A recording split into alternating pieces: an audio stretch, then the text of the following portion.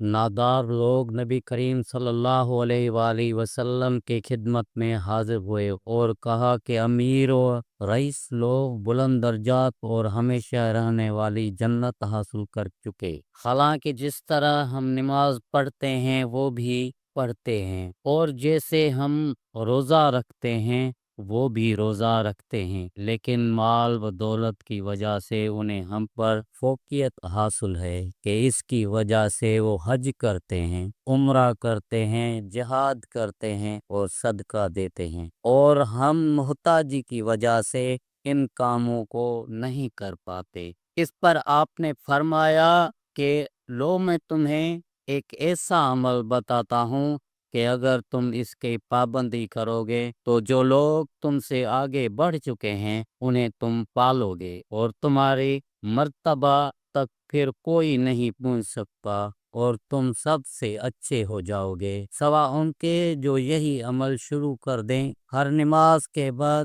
33 مرتبہ تسبیح سبحان اللہ، تحمید والحمدللہ، تکبیر اللہ اکبر کہا کرو۔ پھر ہم میں اختلاف ہو گیا، کسی نے کہا کہ ہم تسبیح سبحان اللہ 33 مرتبہ، تحمید الحمدللہ 33 مرتبہ اور تکبیر اللہ اکبر 34 مرتبہ کہیں گے۔ میں نے اس پر آپ صلی اللہ علیہ وآلہ وسلم سے دوبارہ معلوم کیا تو آپ صلی اللہ علیہ وآلہ وسلم نے فرمایا کہ سبحان اللہ اور الحمدللہ اور اللہ اکبر کہو تاکہ ہر ایک ان میں سے 33 مرتبہ ہو جائے۔